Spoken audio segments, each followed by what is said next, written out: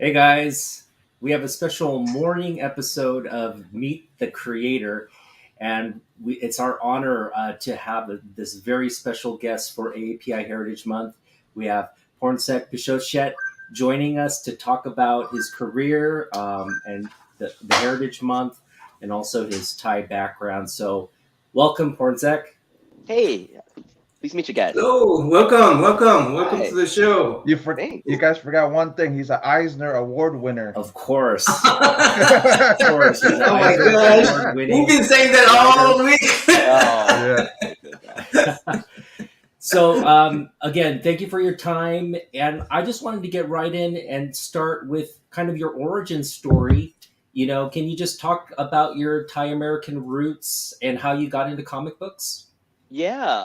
It's funny. My parents are both Thai, but I was born in here in America in New York, and was here until about 12, and then mom and dad said, "Hey, we're gonna go to Thailand for a year." So we went off to Thailand, and then 1 year became 2 years, became 3 years, and me and my sisters were kind of like, "Oh God, we live in Thailand now." They just didn't want an argument, so that's how they decided to move us. So I think part of that, like just kind of being like swooped up out of America at an age without any preparation, I really kind of came obsessed with the person I might have been if I had stayed in America. And so I was looking for any lifelines I could to sort of kind of American culture that I was used to. And comic books was one of them. And comic books and television, but specifically comic books was an easy thing for me to get my hands on and read and reread. And also I would know the credits of all the creators. And a lot of times I would know that more than I would know what happened in the comics themselves. And that would eventually start my sort of love for storytelling. And that would eventually get me to DC Vertigo, which I was an editor at for 7 years. That would lead me to become a TV executive at DC Entertainment, which was at for 4 years until I finally decided to write my own comics and TV. And then that would lead to Infidel, The Good Asian, and Men's Best, and Dead Boy Detectives, and all that kind of stuff. Incredible, incredible. Yeah, let's talk about your time at Vertigo as an editor. Sure. That's a position that not too many Asian Americans have. The privilege of Yeah. of doing. Can you talk about how your experience there informed later works such as The Good Asian? Yeah. I mean, it's hard for me to separate. Vertigo is such a part of my DNA. It's really hard for me to separate it from like everything else that I do. I think one of the things that helped. I mean, there's not that many Asians sort of in Vertigo, but the ones that are there are like they're very high shoes to fill. Cliff Chang was an assistant editor there for a while. Jenny Lee, who's now gone on to edit films, and she's edited so many like sort of iconic comics in and of herself. I think one of the things that it helped me, a lot of the books that I worked on, stuff like The Losers, stuff like Human Target, Aaron and Ahmed. I worked on a lot of books, and they're partly my interests too, but I also think we kind of found each other because they were my interests. There are books that found a way to use genre and these adventure stories, these genre stories to talk about politics or talk about the world in a way. And so it really gave me a sense on sort of how different people approach that. And one of the things I learned, and I think this was something Mike Carey had said, it's all about where you plant your flag. If you plant your flag in sort of fertile political soil, you can have stories that are about political or social or social subjects with a social consciousness without having to editorialize. The best example of that is The West Wing. You know, Sam and CJ can have a conversation about pardoning turkeys, but because it's set in the West Wing, it has a deeper political ramification, a political interpretation of it, and the writer doesn't have to work in order to do that. It's there just sort of in the setting, and Mm-hmm. and so that was one of the things I learned at Vertigo, that if you set it in the right soil, the job isn't how do I make a political analogy with the story. It's how do I not make a political analogy? How do I keep it from getting too politicized? How do I have just the characters be characters? And then the politics and all and the social world that they live in kind of becomes apparent through that. And that's one of the big things sort of I learned at Vertigo, just in terms of how I approach my work. But there's so much. I'm always an editor first, so that comes from Vertigo. If I'm and this happens all the time. If I get assigned an assignment, I want to, I'm constantly like, does the artist have what they need? It feels like the artist will need script soon. Like, do we have a green light on this sort of stuff yet? So I'm constantly thinking like an editor for everything. So it's kind of hard for me to separate my time from Vertigo from everything I do. Yeah. No, I mean, so let's talk about how the Good Asian project came together. How did you bring that team together? Talk about, because it came out right around the height of the pandemic. Yeah. And so I'm just wondering if the pandemic kind of motivated you to do the story, or if you had it already in place and it just was the timing was right. No, I definitely already had it in place. I'd had it in place for a few years. I want to say at least since 2018, because I think when we finished Infidel, I knew The Good Asian was going to be my next project, and so it would be 2021 when The Good Asian came out. And so in terms of like bringing the team together, I might be unique in a sense of like the first person I go to is, I think most writers, the first person they go to is an artist. Historically for my books, the first person I go to is an editor. And so I went to Will Dennis, who's one of my closest friends in comics, one of my closest friends, period. And he's also happens to be, if not one of the best editors in comics, definitely the best crime editor in comics. Like he's just works at such that high level. And he just got nominated for an Eisner for the Distillery Devil's Cut sort of anthology just yesterday. And so he's, if not the best editor in comics, one of three. And he loves crime fiction. And so I knew that there was nobody better to edit this, and that he could keep me honest in terms of like what, I knew what I wanted to bring in terms of the quote unquote Asianness of the project and what it was to explore. But he could keep me honest in terms of like the crime aspect of the comics, make sure it was a good crime fiction book, because he's edited Brian Azzarello and Jason Aaron and like, all these sort of greats, Joe Kubert. And so that was my first stop. From there, we went to look for an artist. And we were kind of like, who is sort of like, who's like an Asian Darwin Cook, because that's kind of like the vibe that we wanted. And then Will was just like, why don't we just talk to Cliff Chang, who was a friend of both of ours. And I was like, Cliff's too busy. He's doing all this stuff. It's like, yeah, let's talk to Cliff. Like, so we talked to him, and Cliff loved the project, but he was in fact too busy. He was doing at what would become at the time Catwoman Lonely City, which he wrote, drew, colored, and lettered. So it was like a 5 full-time jobs, so that he was kind of doing all at once. So he's way too busy. But he says like, well, let me keep an eye out. And then what ended up happening is one New York Comic-Con, Alexander Tefenki, he was catching up with Cliff, and he's like, yeah, I just finished, working on Outpost Zero for Skybound. And Cliff's like, let me look at your stuff. And Alex had this really fascinating story about how at that point he was like in his mid-30s, he was about to have a kid.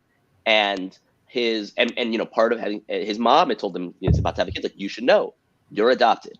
Oh, and by the way, your dad's Asian. You're not like, I think he thought he was Lebanese, or like he thought his mom's African, and he thought he was half African, half Lebanese. He's like, you're not half Lebanese, you're half Asian. Okay, gotta go, bye. And so he was suddenly like, wait a minute, I'm Asian all of a sudden. And so he was, and part of that was like living in Vietnam to kind of get back to that. He was Vietnamese. His dad was Vietnamese, and so he's part Vietnamese, and part of that was him and his wife living in Vietnam to get back to that Vietnamese culture. So he's telling Cliff all of this. It's like, so yes, it's a really crazy thing. I'm kind of trying to discover like what it is to be Asian at this like late point in my life. And Cliff was just like, do I have the book for you? And so that's when Cliff introduced me to Alex. Wow. And we got along great. And then from there, like we went to try to find like the best colorist for Alex, and we gave him a bunch of people. And Lee Lowridge is a guy me and Will have worked with for the past 20 years, and I love Lowridge. And whenever he's in town, we always hang out. He was the first creator I've ever went out to get drinks with in comics, so he's an old friend, and he got along really. And Alex was like, I think this is how I need my stuff to look, because the thing about Alex is, if you look at his art, especially if you look at the early black and white art for The Good Asian, everything was complete. It was zip-a-tone. It's very hard to color because it's all there. Everything that's there is there. So it's like, how do you add color to it without actually making it worse, without overcomplicating it? And Lee's the genius at that kind of stuff, at setting mood and tone through color. And so he figured out an approach to do that. And Alex was through the moon. Jeff Powell is kind of my go-to.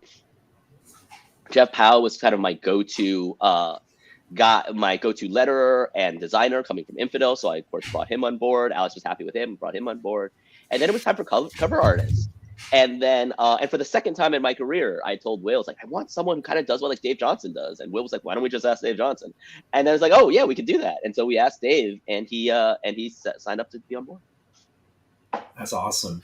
Yeah, I mean, it's such a stylistic. The Good Asian is so stylistically true to that crime noir genre.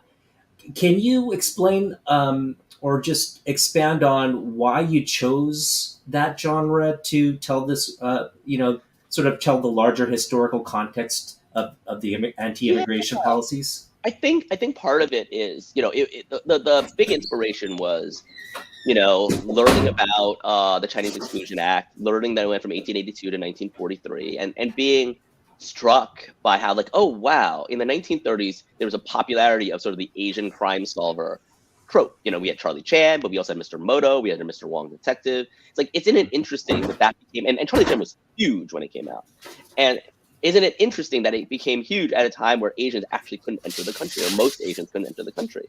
So that instantly thinks like, okay, can I use that Charlie Chan archetype, that Asian crime solver archetype, to talk about all this stuff? And then once you start doing that, it's like, okay, well, the story must be a noir.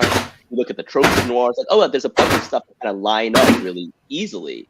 And so, or not easily, but like naturally line up. So it kind of became, a lot of times I think of, and a little bit is inspiration, a lot of it is perspiration, of when you get this idea of, oh, wait, the things I want to talk about line up with the tropes of this genre. I think they can be used to communicate with one another. Mm-hmm. Yeah, and the themes also, when it came out, we were dealing with a lot of anti-Asian hate. Yeah. So when you were promoting the book, what were some of the, I guess, the communication that you wanted people, the audience, to understand about the project?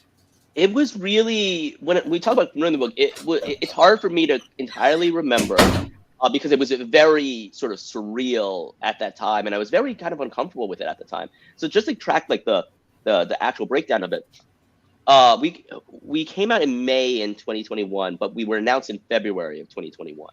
And the week that we announced was the week the national news broke about, NBC News like reported on the attacks on elderly Asian Americans that were happening throughout the city. So, and that wasn't something I could have planned for. And so, and I honestly didn't know how to talk about it, because on the one hand, I felt the pressure to talk about it because not talking about it was part of the problem. But on the same time, it's not like my book was done in reaction to that, because it come out long. The genesis was long before that. It was in the past, so it wasn't totally talking about the present. And so it was. I had a very clumsy sort of period, and hopefully it was more the anxiety on my part than anything that made it to air. But like, I wasn't quite sure. I didn't want it to be seen as sort of exploiting what was a still very live problem that was happening just to sell books. At the same time, I didn't feel like I couldn't talk about it either. And Right. and I think it took me some time to get to the point where it's just like, what was happening in 2021, and to a certain extent still happens to a degree, was an extension of something that had been around for the past 100 years. And what my book was about was 100 years ago, where a lot of that, and talk about how so much of that formed, and why we don't talk about it and all that. And that would be eventually, as I got through the process of promoting the book, was where I landed. But when it was happening live, I honestly had no idea how to talk about it. And it was a lot of me being like, this feels wrong, but it feels like whatever I did felt wrong. Mm-hmm. Yeah. Jeff, NammaN, did you have any questions? Sure. You mentioned that you went to your editor first. Yeah.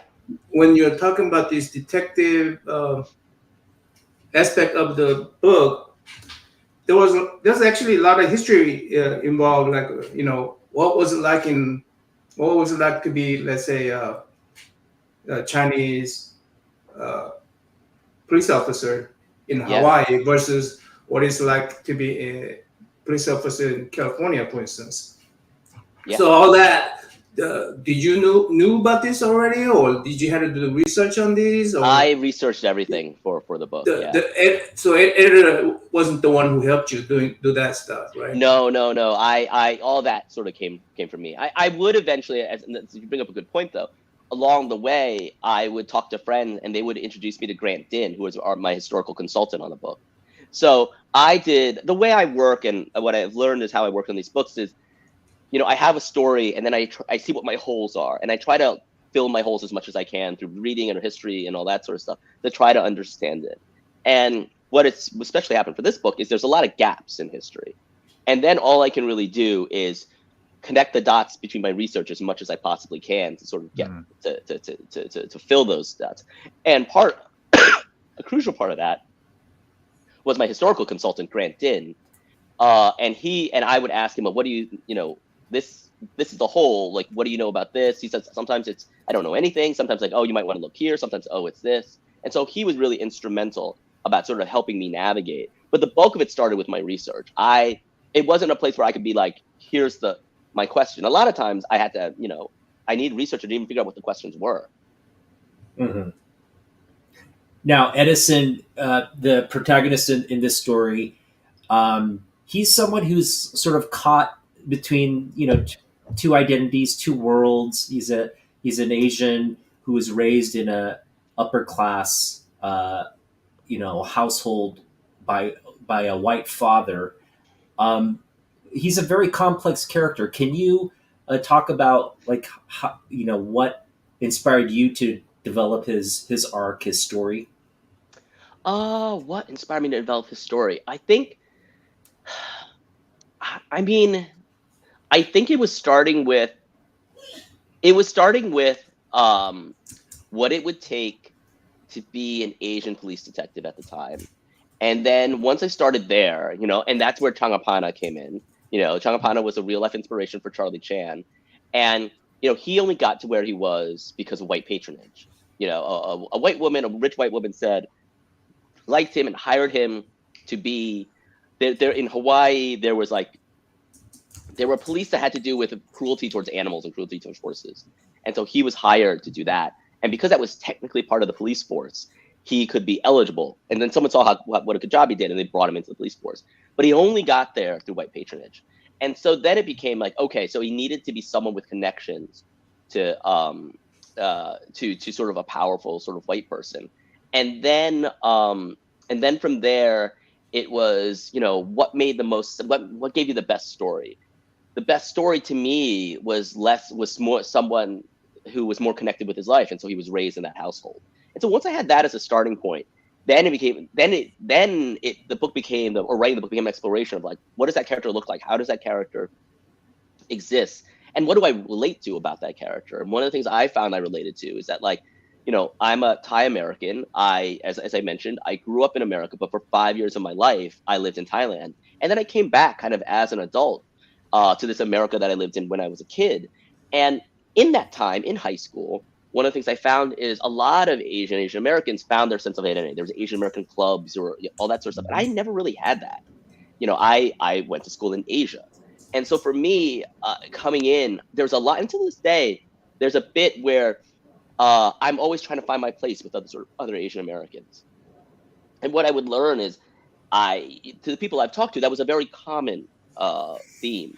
Like, what is their place amongst the Asian Americans? Is there anything that, and as we all know, you could talk about Latinos, and Latinos involve people from many different countries, and in fact, many different cultures, but at least they're all tied by language. Asians aren't even that, right? So it's different cultures, not even tied by language. So what do they really have in common?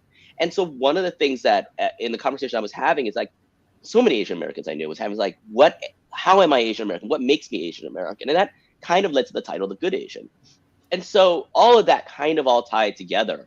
And so it was something I could very much connect with Edison on as I was trying to explore what that character was, and definitely informed how I explored that character. Mm-hmm. Wonderful. So you have a current book that you're working on, Man's Best. Yes. Can you tell? So for our audience that might not be following the Man's Best, can you just kind of summarize what the project is about? Sure. Man's Best is completely different from anything I've done. It's not a crime book. It's not a horror book. It's Homeward Bound in Space. It's about these 3 emotional support animals. They live in a spaceship, and the spaceship crash lands on an alien planet. And then aliens come and they swoop up their owner and the captain, And now these animals have got to rescue their humans, and they put on their little mech suits and they go across this alien planet to do that. And it's meant to be swashbuckling and adventurous, but it's also very much to me about friendship and what friendship looks like in a time of crisis. And it's very much a reaction of living in going through COVID and having sort of going through this time of crisis and watching how it affected me and my friends and the relationships of people that I love. And so it's meant to sort of explore these bigger themes in a sort of very accessible way, where hopefully, depending on who you read it, how different audiences will get different things when they read it. It's meant to be in a way that it's written for adults, but it's done in such a way that children can, 5 or 6 year olds can kind of, not have to be warned away from it, like most of my books. So that's and it's coming out through Boom. It's 5 issues long. 2 issues have already come out. I think the 3rd issue comes out next week or the week after. I should really check that. The 3rd issue, I'm working with Jesse Lonergan, who, if you're not familiar with Jesse's work, he's a genius. Should I play this? Should I play the trailer? Let's play the trailer while he talks about it. Awesome. But Jesse is a genius, and the things that Jesse does with the comic book page are so brilliant and advanced, and he really plays with the forum. So you'll be able to watch Jesse. To me, the book is a chance to work with Jesse, who I do think is one of the most singular voices in comics working today, and we're both doing something a little different from what we normally do, and I really hope people like it. I was about to say that this is a real contrast from Good Asian. Good Asian, Infidel, and so far what she's done so far. But I've actually read the first 2 issues, and I've been really enjoying it. Thank you. So thank you. It's a ton of fun. How many issues are out? 2 issues are out right now. 2 issues. It's gonna be 5. It's a mini. It's gonna be 5 issues. Yep. So in terms of this story, you're currently, kind of, is it all written, or are you kind of doing it as you're going, as the run is going, or where are you in terms of? I was writing it as the run is going, but at this point I finished all the scripts, and this one actually Jesse's done all the art, so it's just the lettering that still needs to be done. So it's all kind of like ready to go. That's great. Well, I got a question for him. So I've heard that you're writing a script for The Good Asian or something like that. Yep. Adapting The Good Asian or trying to adapt The Good Asian for television. And so we're on I can't talk too much about it, but I think what's public is we're working with MRC, the studio behind my mom's favorite show, Ozark, and Atomic Monster, that's James Wan's production company, and the guys over at 3 Arts who manage me. And and we're all working together on the television adaptation. Incredible. Wow. Looking forward to that. Yeah. All right. Yeah. Hey, Kyle. Jeff, you got any other questions? Yeah, and I got another one. There was a rumor going around that James Wan was interested in Infidel. Was that true, or was? No. So James Wan is interested in The Good Asian. So Infidel was optioned through Sony a few years back when it came out. But James Wan was more about Good Asian. Okay. Yeah. Now we realize you're very busy with all these projects, but are you making plans to, I guess, join the con circuit at some point, so where you can maybe engage with fans? Yeah. At this point, I have a pretty routine con schedule. I actually have no idea how open it is to the public, but I'll be at ALA, which is I think this month, end of June, beginning of July. I'll be at ALA, which is the American Librarians Association, their convention in San Diego. Then I'll be back at the end of July for San Diego Comic-Con. I will be at New York Comic-Con in October. And those are kind of my shows. I've started to pick up doing Comics Pro, but I generally do those 4 shows a year. And if any show wants to invite me out, I'll totally go. I'm very bad at organizing travel. Let me ask you, before the Eisner, I want to say the right word, before the Eisner Award, what is it like to be a creator before that and after that? What change has that made for you? It's a good question. I don't know what I mean. I think the Eisner helped me get some more invitations to pitch on stuff, or people coming to me to want basically it's editors who wanted to work with me. They can convince their bosses to hire me. I think that helped with the Eisner. But honestly, more than anything else, everything else is kind of the same. I think I asked Alex the same question. Alex Tefengi, my artist, and I asked him like, does it give him does it do anything? And for him, he sort of said, and leave it to my artist if he find the best words for it. He's whenever he looks at the ward, he knows that he's here for a reason, and I think that sums it up best. I think that's what that award means to me more than anything. That I'm kind of here for a reason.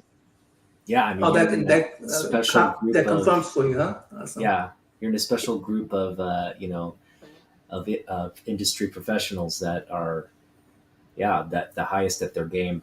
I also related to that want to ask you, who are some of your maybe growing up or your contemporary? Who are some of the creators in the industry of Asian heritage that have informed your work or inspire you, or your favorites? Yeah, I mean, Gene Yang is definitely, it's hard not to look at someone like Gene Yang as an influence. I love what Mariko Tamaki is doing. I have a really great admiration for the things that Greg Pak has done. There's a ton of sort of great Asian creators out there. A lot of them are cartoonists. John Pham, Derek Kirk Kim. Jeremy Holt is a great writer.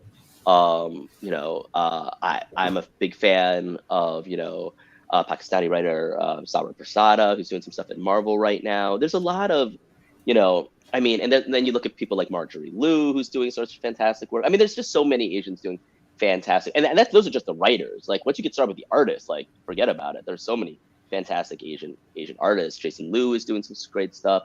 So there's tons of people that sort of inspire me. Probably my earliest inspiration in terms of that might be Gene Yang, though.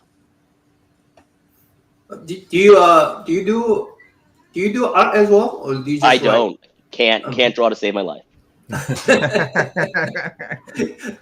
Just made me realize I have a wrong label for you. I'll change that, but I need to change it to writer or creator. Totally fine. This is AAPI Heritage Month, and it's really a month to showcase our community, our history, and for this channel specifically, we want to highlight the great work that Asian Americans and Asian creators are doing in the industry. What does the month mean for you personally? Wow, it's a big question. I think the month means, honestly, it's a good time to get some good food, but it also means a time to just. I think part of what I was sort of saying earlier is that I think certainly myself, I think all Asian Americans are still trying to define what sort of Asian American means and what their relationship is to that. So I think for me it's a time to kind of, it's a weird push and pull where it's something I feel like I know, but also I'm very aware that I don't know. And it's a time to, to listen more than anything else and sort of expand what my definition is. Mm-hmm. Yeah. I mean, you made a great point. We're kind of Asians are kind of dumped into this, category, but we're so diverse. We're so many as well. Yeah. We take a big portion of the global population. So you're growing up in Thailand. You talk about your culture there, because Thailand is such a unique culture. It's got a unique language. It's got a unique geography. What was it like to grow up there, and how does that experience help you here as a professional in America? It's a really good question. I mean, as much like my time at Vertigo, it's almost hard to extract. It's such a part of who I am. It's almost hard to extract like what it added and how it influenced me. I think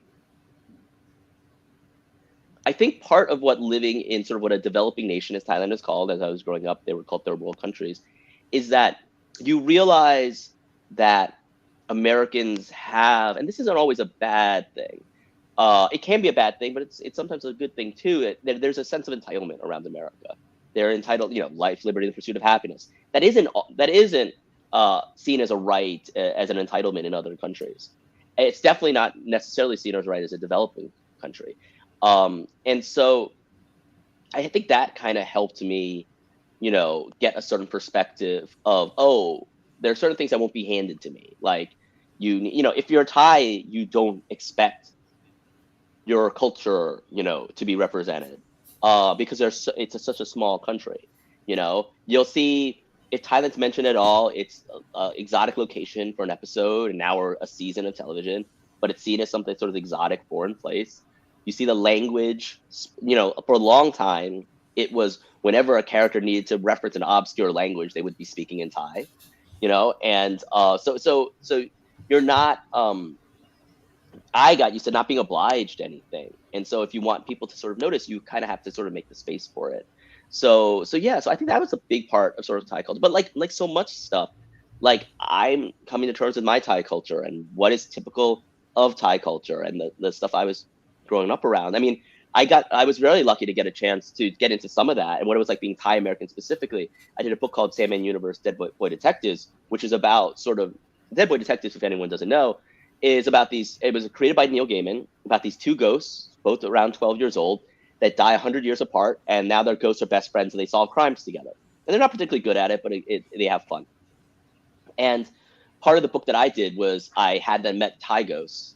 And Thai ghosts are these terrifying, very messed up, very weird, creatures from folklore.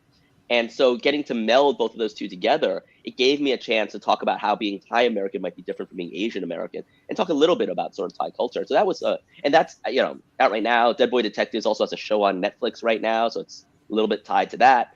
But that was a chance to kind of, incorporate some of that stuff in. But, a lot of that sort of stuff, how does being an Asian American influence me? How does being a Thai American influence me? A lot of that stuff, it feels like is a work in progress. I'm still trying to figure that out. Mm-hmm. Mm.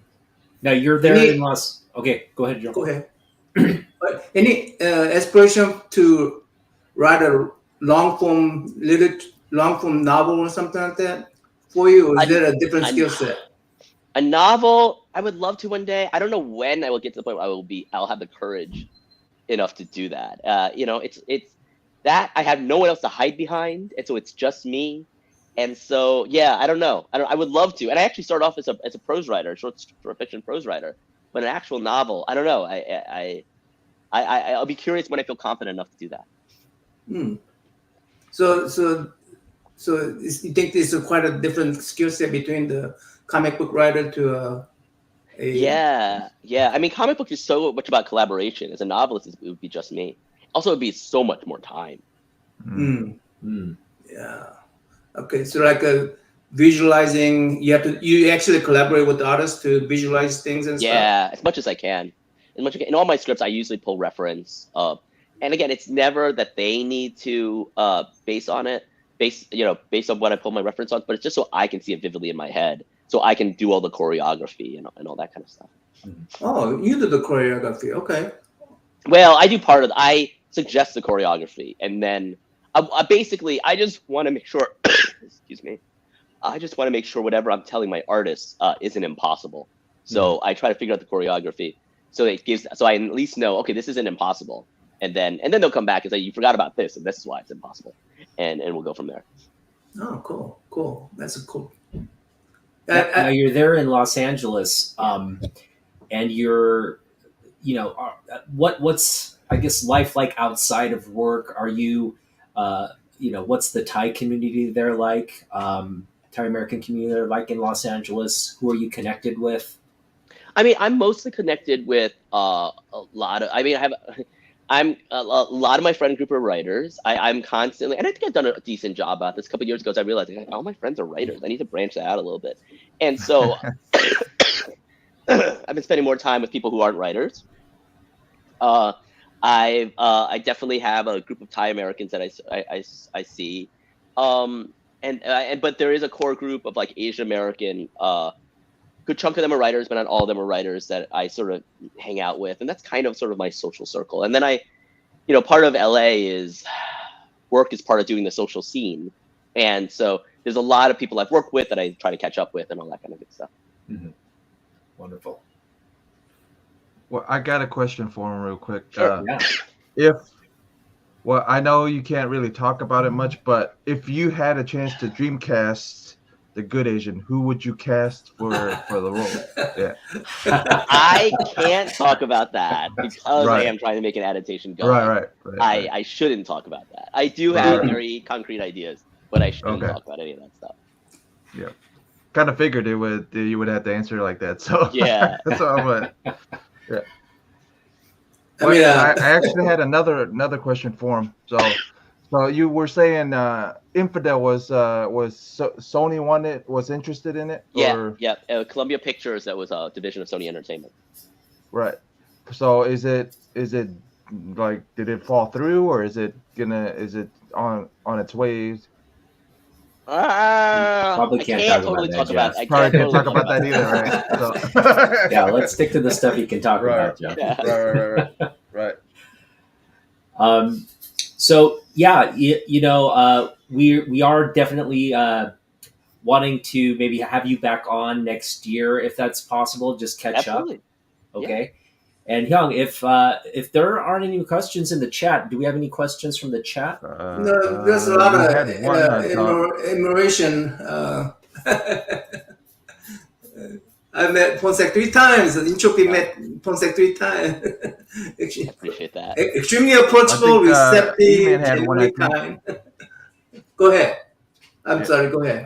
I think E had a question. I think E had one. I found E's. I think E's a quit. Yeah. Okay. I think. I'm doing the research. You get a chance to insert into the story. Oh my god, I feel like there's tons. It's a hard question to answer because part of the reason why I did the text stuff in the back was to include everything that I couldn't fit into the story. I know there's stuff I couldn't fit into the text sections as well. The question is, though, do I remember what that stuff is? The answer is yes. There were tons. The bigger question is, like, do I remember any of it? It would have been nice to get more into the Chinatown Squad, which was the police that sort of monitored Chinatown at the time. I originally, in the story, there was an early idea. I never actually hit script, but there was an early idea of, like, doing something from O'Malley, the Chinatown Squad detective's perspective, to get a little bit of that perspective a little bit. But as you're doing the story math, it didn't make sense, and it wasn't as important as other aspects of it. Mm-hmm. I think those are the first things that come to mind. And there's some other and there's other stuff that didn't take place in the 1930s that I would hopefully like to get into in potential sequels. Mm-hmm. Yeah, I was gonna ask if there was gonna be a spin-off to the Good Asian anyway. So that pretty much answered it. I think I've said this publicly. That I am writing, in theory. I'm researching a sequel right now. Really? Okay. Yeah, the research process is slow and long. I'm excited. I'm behind on it, but I am in fact researching it. Oh, so go ahead. Are you? Is the main character returning? Yes, I think I can say that. Yes. Yeah. Okay. Good. Yeah. Another one of those. I can't answer that. I mean, this is kind of related in terms of the question, but like you said, like we mentioned, Good Asian came out at the height of the pandemic, and at the timing when all this anti-Asian sentiment over the coronavirus was playing out, and I'm sure that's informed you for future projects where you maybe will deal with the political landscape. Just can you talk about how your plans for maybe approaching political topics in your work for future projects, and how you will handle that, maybe not in the Asian American context, but in the larger sort of American political context? I mean, it's hard to say, right? And to a certain degree, politics informs everything I write, even something down to man's best. And so a lot of it for me, where I get sort of my impetus from, is the conversations I think people should be having. And it starts there. And then it's the opportunities that I have, the genres I have access to, the people I have access to talk about that sort of stuff. And that's kind of my approach, but it starts real. You'll get pitch stuff, and some stuff is shorter and some stuff is longer. But for me, it's always, what are the conversations we should be having? And knowing which projects allow you the room to talk about that and which ones don't. It's funny, I'm saying this almost to myself because I'm in the process of pitching on something, and part of me is just like, I don't want to pitch this unless I have something to say, and I don't want to pitch this unless I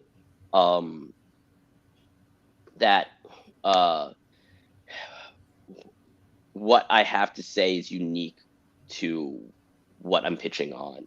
Mm-hmm. And so a lot of that is, I have to hit those two things. And then for me, after that, it's all right, but can I tell something that's actually fun, that's thrilling, that hits the notes you want to hit from the genre itself? And that's a little bit of the math of so as a result, I feel like there's a lot of design, a lot of story design that comes when I start a project. And then the scripting sort of happens after that. Yeah, we're looking forward to any future projects. Thanks. So yeah, I know we're limited on time today, so I guess we'll just end with can you give us a little synopsis of the upcoming, because it's going to be out in people's local comic book shops next week, but the sort of a preview of the current issue on Man's Best. Yeah, Man's Best 3 by Jesse Lonergan. Again, it's our Homeward Bound in Space. Issue 3 is really fun. It's where Jesse really gets to let loose, and I think it's when me and Jesse really start to jive, and he's just going to do some crazy stuff. Part of the goal for the book was almost to write an ultimate Jesse Lonergan book, to do everything that I love and what he does and put it all in one book. And I feel like with issue 3, we start I feel like I start to fulfill the promise of that. So I'm really excited about all the craziness that sort of happens in there and everything that Jesse does. I'm super, super excited. I can't wait to see what people think about it. So that's coming out. I think it's next week. If not, it's the week after. And then I also have I did a short story that I totally forgot to tell anybody about in the latest issue of Aliens Black, White, and Blood. So I did like a short story for them, for Marvel. Nice. And then I just announced yesterday I'm doing a one-shot for Mark Waid and Dan Mora's Absolute Power crossover. They wanted an issue from Failsafe's perspective, which is a character that Chip Starsky and I think Mike Hawthorne created, or maybe Jorge Jimenez created. But they came to me, my friends at DC, because I used to work there, came to me and says, like, we need a story about sociopathic Batman. Do you want to write it? It's like, I totally want to write sociopathic Batman. Okay. So it is a story, it's 20 pages, told from the perspective of sociopathic Batman. Wow. Well, I got one more I got a question for him anyway. So what what hero would you want to write for one sec? Like any hero. God. Let me see. There are characters I would love to write. A lot of it comes if I had time, but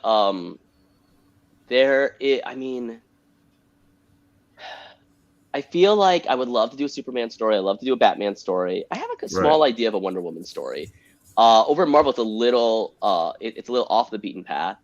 I have an idea for Doctor Strange stories. I have the idea for Shang-Chi stories. I also would like to do a Spider-Man story at least once, because that was such an influential character. I don't even know what that would be. That'd be cool. Yeah, I don't even know what that would be about. I'd be interested in your Shang-Chi story. Yeah. It'd be fun to play around with some of that stuff. All right. Okay. One more question before you go. One more question, okay? I know you're not supposed to self-insert yourself in your stories, but how much of a self-insert you had in the Asian, Good Asian? I mean, there's a lot of myself in a sense that both me and Edison are trying to figure out what our place in the larger Asian community is. So I very much related to that there. I'm hopefully not as morally compromised as Edison is. I probably hopefully haven't done as much problematic stuff as he has. But a lot of his needing to fit in and trying to measure his worth through white culture, I relate to, and I feel like it's something all Asians can kind of relate to a certain extent. So there's a bunch of stuff that I think we overlap on. All right. Well, Pornsak, thank you again for your time. Eisner. I do have a question that can we play your trailer as an exit? I think so. I don't see why. I mean, technically it's not my trailer; it's Boom's trailer, but I don't see why not. Okay, let's play that. Otaku, can you put that up and let's play that and let's say goodbye to the chat for coming up. Yeah, thank you again, Pornsak, for your time. Eisner award-winning creator, Pornsak Pichestshote. Check out. I got one more question for him though. How's it to see your the Good Asian hardcover now since you posted it? That's true. Yep. Oh yeah, I mean, I love that hardcover so much. I mean, we just got nominated for an Eisner for I think Best Graphic Album Reprint or something like that, and that award totally goes to Jeff Powell. Jeff Powell, our designer, just like everyone who looks at that book thinks it's gorgeous. And as all Jeff, I can take no credit for that, but I will take the sales gratefully. But Jeff did a fantastic job on that. As far as I'm concerned, that nomination is Jeff's nomination. I'm so happy for him. He deserves it. And go check out Pornsak at San Diego Comic-Con and New York Comic-Con coming up later this year. Thank you so much for your time. And again, we wish you all the best of luck. Thank you. Bye, guys. Great talking. Bye.